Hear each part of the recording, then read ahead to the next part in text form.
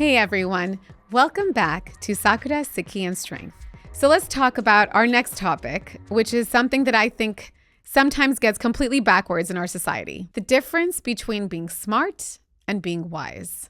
And trust me, they are not the same thing at all. And I wish I learned this many years ago as well. And I learned this lesson the hard way with some of my own career choices. So what's the difference between being smart and being wise? Well, being smart is like being a really efficient information processing machine, right? Like you're absorbing facts quickly, you ace tests, you solve problems with logic and speed. It's measurable and test scores, and think about all those credentials that we love to collect and display. I mean, I'm a little bit guilty of that too. And then there's wisdom, and that's completely different. Wisdom is knowing what to do with all that information. It's about reading the context, understanding the nuances. And here's the big one: thinking several steps ahead to see if your choices actually align with your deeper values and long-term well-being. So here's what drives me crazy, especially I would say being in the Western Hemisphere, right? Like we're obsessed with being smart, successful. We celebrate the degrees, the awards, the accolades, GPAs, test scores.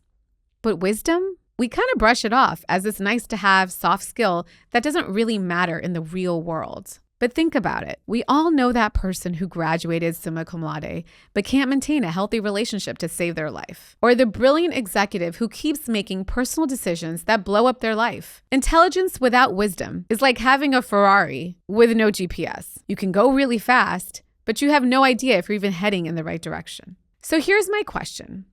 If you had to choose, would you rather raise smart kids or wise kids? And more importantly, can we actually nurture both?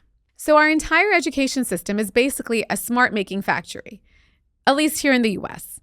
We're pumping out kids who can regurgitate information, score well on standardized tests, solve abstract problems. But what about character?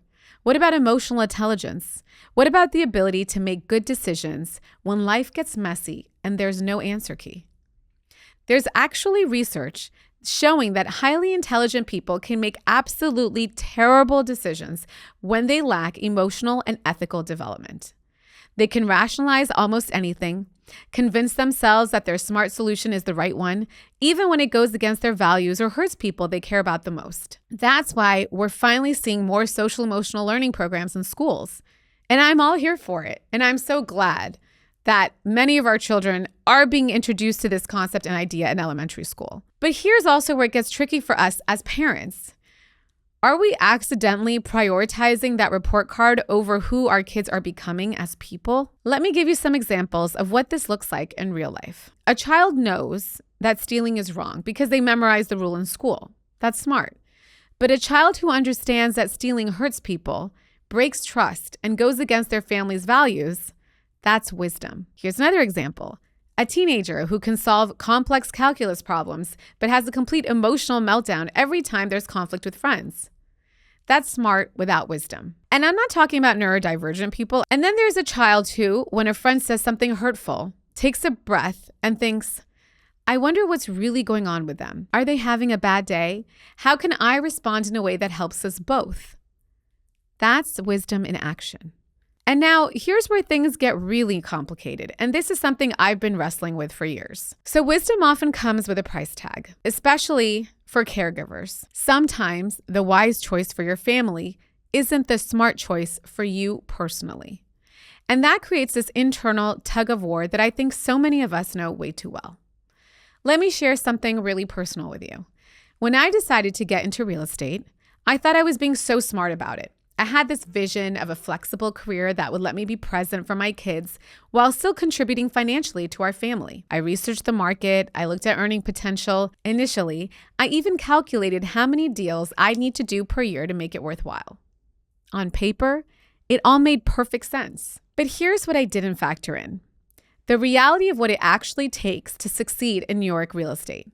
If you want to really make it, not just dabble, but actually build a successful business, it's full-time, evenings and weekends, and it's a crisis-driven career. You're constantly on call, always adapting to new regulations, new situations, new clients' needs, and every client is different.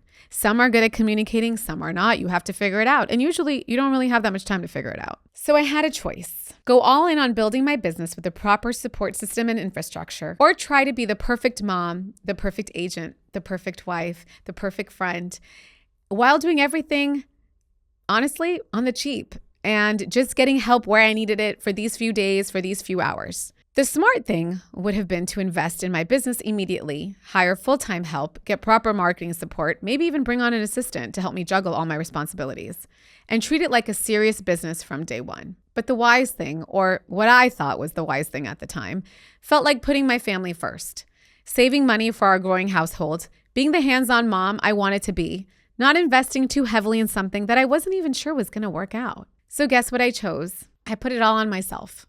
I didn't invest in proper business infrastructure or full-time childcare support because I wanted to save money for our family. And I thought I was being responsible and being really wise about our finances. And I had part-time help. I had different babysitters a couple of days a week, but I was constantly changing or scrambling when they'd get full-time jobs or have a change in their school schedules. I'd spend hours just managing the logistics of childcare instead of actually growing my business. And I was trying to be the class parent, the present mom, and the successful real estate agent, all the while doing it on a shoestring budget. Now, nobody explicitly told me to do this. This was all my own internal pressure. Part of it was cultural conditioning, this idea that moms should always be available, always sacrificing for everyone else's needs. But honestly, I think a big part of it was also me not believing that I was worth the investment. I was reinventing my entire career. We were living primarily on my husband's income, and I just didn't think I deserved that level of support and investment. What if I failed? What if I wasn't cut out for this? I just thought maybe it was just better to play it safe, and I did. Looking back, maybe that was the wise choice for our family's immediate finances. We did save money in the short term, but it held me back professionally for years. If I had just invested properly from the beginning, hired one full-time nanny instead of juggling multiple part-time sitters, invested in proper marketing and business systems, I could have grown so much faster. And here's the kicker. By growing faster, I actually would have been able to provide more for our family in the long run. My playing small and being wise about money actually cost us money over time. So, over 10 years later, here is what I would tell my younger self. While you're building your family and your partner is building their career, it's just as important to focus on yours as well and build it up with the same level of seriousness and, if possible, with a little bit more investment than what you would normally think. Even if you're not the primary earner, even if it feels scary to just bet on yourself. This is what I mean about wisdom having a price tag. These decisions aren't happening in a vacuum, but sometimes we're actually being scared. Sometimes we're playing small because it feels safer. Maybe we're doing it also to not dim other people's lights. Maybe we're afraid of hurting other people's images, even when it doesn't serve anyone in the long run. So how do we navigate this? How do we tell the difference between truly wise decisions and just decisions that feel safer in the moment? For instance, is this choice aligned with my long-term values and goals, or am I just avoiding short-term discomfort? Am I making this decision from a place of strength and clarity, or from fear and obligation? Will this choice actually serve my family's well-being, or just everyone's immediate comfort? What would I tell my daughter or my daughter-in-law to do in this situation? That last one is huge for me. When I think about what advice I'd give my daughter or my daughter-in-law one day, or any of their partners, if they were facing the same choice, it usually becomes pretty clear what the actually wise decision is. Because sometimes the wisest thing we can do is invest in ourselves.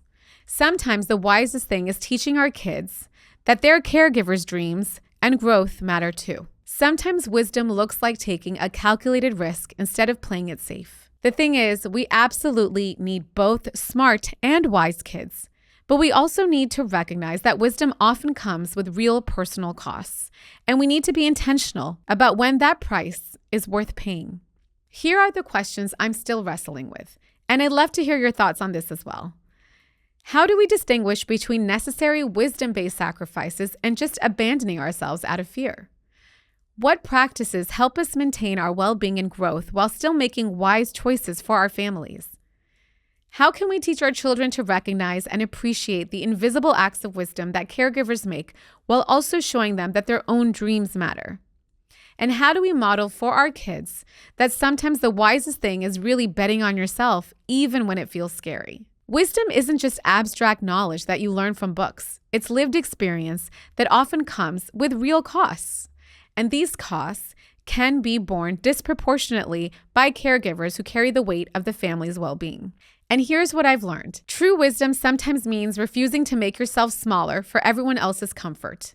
Sometimes it means investing in your own growth so you can show up even better for the people you love. I'd love to hear your stories about navigating these kinds of decisions. I'm sure we all have a lot of different opinions. And what does wisdom look like in your life? How do you balance taking care of kids while taking care of your own growth and dreams? So send me your thoughts at hello@sakurasukistrength.com, or you can find me at Sakura Suki Strength on Instagram or TikTok, because this conversation is so much bigger than just my experience. Until next time, keep building that strength, both the smart kind and the wise kind.